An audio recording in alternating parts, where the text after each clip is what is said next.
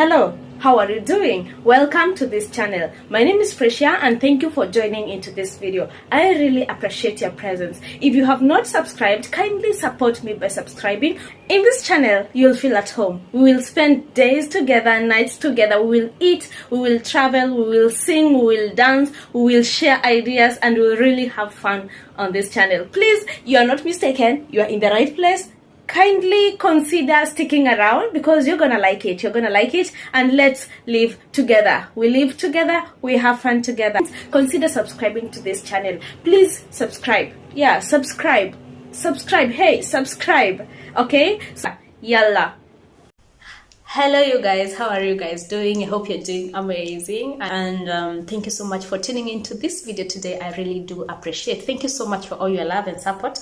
And if it's your first time to be here, consider subscribing down below. As you can read from the title, is about types of accommodations or places you can live, and the amount of rent to be expected here in Qatar. So stay tuned in, watch this video until the end. It will be having a lot of information that you people really need to know, and also give you some tips on what to check, on how to do it, how to go about it. So yeah, watch the video until the end. Now I will start off the video by saying that there are very many types of accommodations or many types of places that you can live here in Qatar. We have two types of stays. So number one is a permanent place that you want to live, and number two is a place that you just want to live for some time and then go. For example, like a short staycation or a long-term place of living. Short period of time involves things like, you just came, you've just visited Qatar, you just landed to Qatar, only maybe stopping over for 1 or 2 days. You need a place to stay. You're just here for like a month for business, for touring and all that. When it comes to that, you have places that you can live, and some of these places are like in hotels. We have hotels. About hotels, I'll not give you many details about hotels. You can just go online on booking.com hotels. You get all the kind of hotels that are here in Doha, luxurious, medium class, high class hotels, class for any other person like me. So you can go online and then check what kind of a hotel you want. They also have their prices tagged there. You can also book online. You can call them to inquire. So that one, I'm not going to give you any assurance or any information. That is exactly what you're supposed to do. Go online, book online. We also have things like Airbnbs.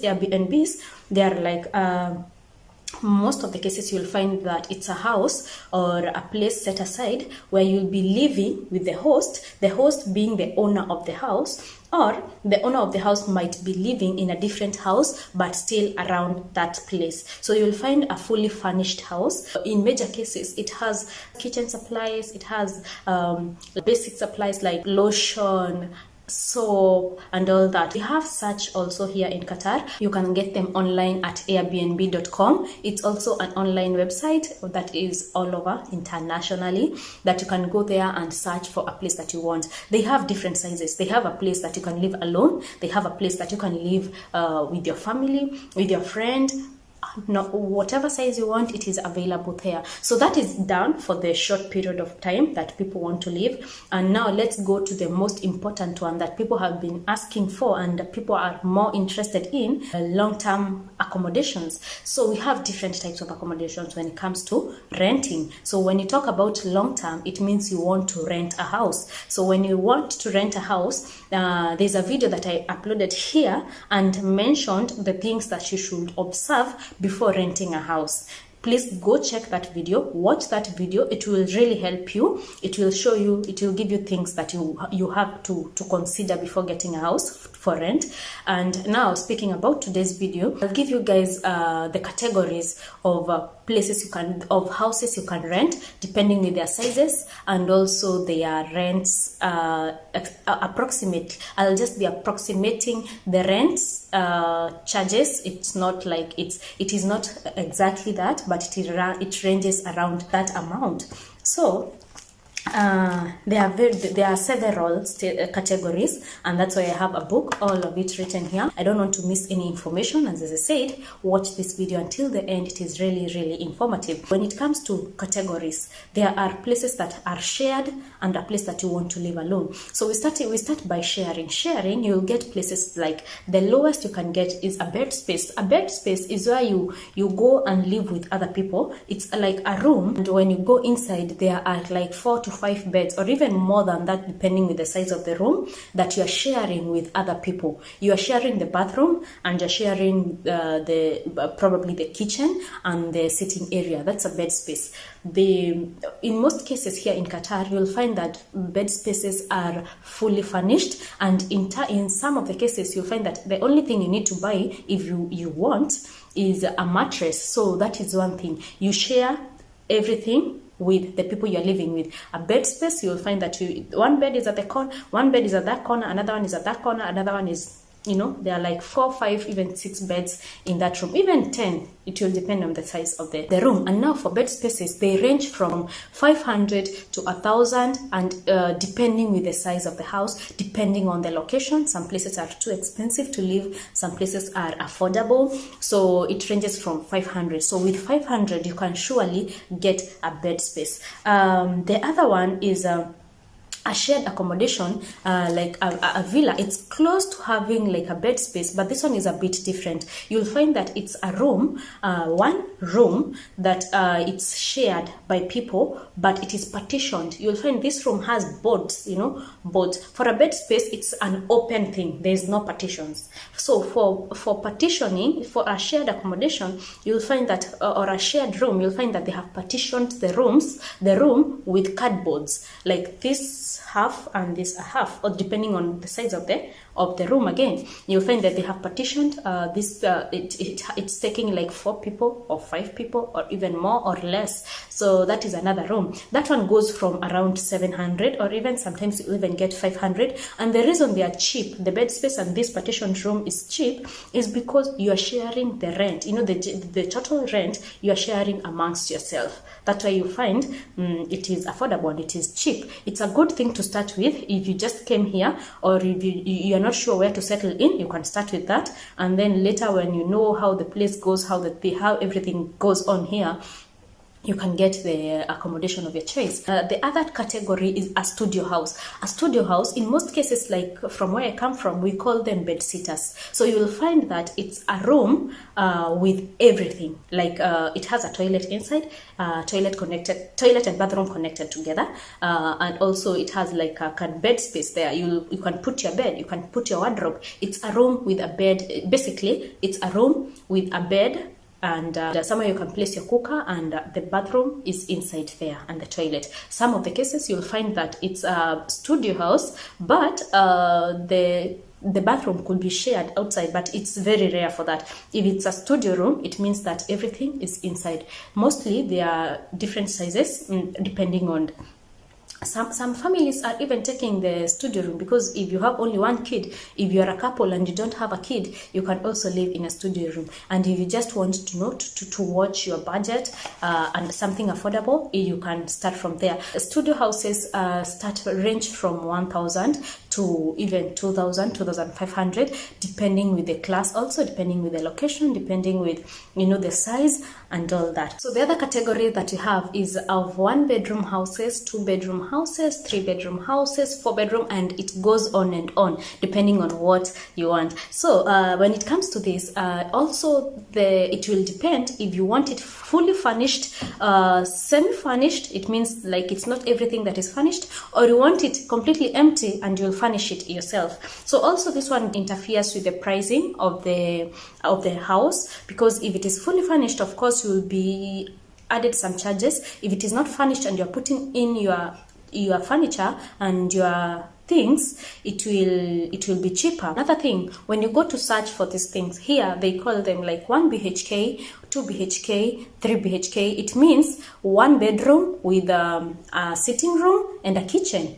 2 BHK means 2 bedroom with a sitting room and a kitchen. So 1 bedroom, 1 BHK, you'll find it starts from around 1,500, depending with the location again, and depending with the size, depending is it furnished or not furnished.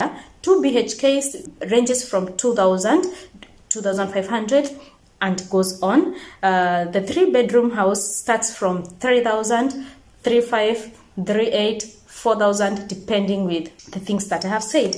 We also have the other category of a villa. A villa, you might be having a shared common compound, or you want your own villa for yourself. Most of the cases, a villa, you have a compound you might be sharing or maybe using it by yourself. So even the prices matters. If you're sharing, of course the price will be lower. If you are taking your own compound, of course the prices will be a little bit higher. Also, the villa might come furnished and fully furnished, semi-furnished, or you can choose to furnish yourself. So a villa starts from 5,000 going up, putting in the things that I have told you need to check or you need to consider, or it depends.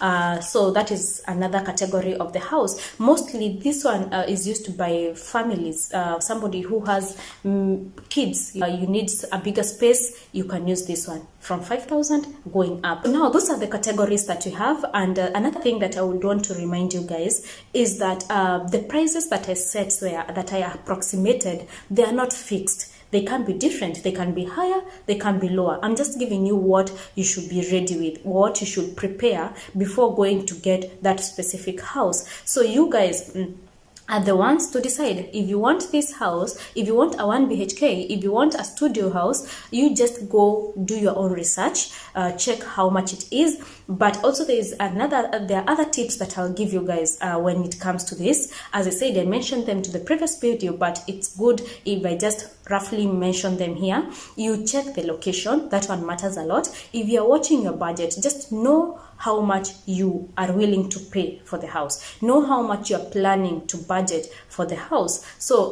check the location, ask for the prices before you even go in. Make sure that it does not change. There are no extra charges monthly. Go on and ask all those questions. Another thing is the condition of the house. Is the house furnished? Is it not furnished? Are you the one putting your own things? Is it fully, semi-furnished means it has some things, but not all the things. Ask all those questions. Another thing is the facilities provided or the amenities provided in the house. Some house, depending with the sizes, they have swimming pool, they have Wi-Fi, they have gyms. Ask all those questions before moving into that house.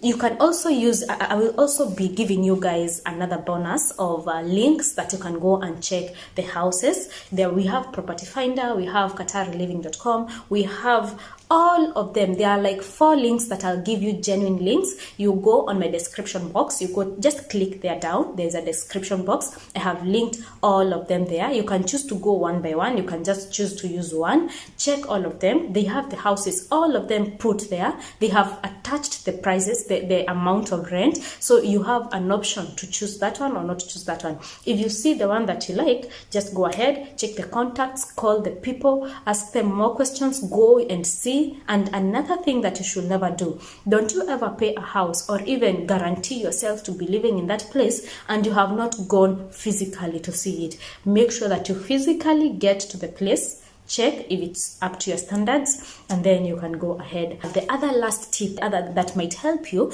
is the places that you can look for the houses. We have places like Al Sadd, Mansoura, West Bay, Lusail City, Wakra, Najma, Garafa, all these places you can get houses. But then remember, these places, it depends on your budget, because some of them are expensive places. Like when you go to West Bay, it's a bit expensive. When you go to Lusail City, it's also a bit expensive. Some places that most of us could fit in is a place like Al Sadd. We can also check Wakra, Najma. They are very, very affordable places. So I hope this video helps. I didn't want it to be too long, but I hope I gave all the information that you guys were looking for. A lot of you have asked me this, and Sorry I brought it too late, but we are finally there. I hope it helps. And if you have another question, comment section, ask the question, I will answer you. And also, if you have watched to this far and the video has given you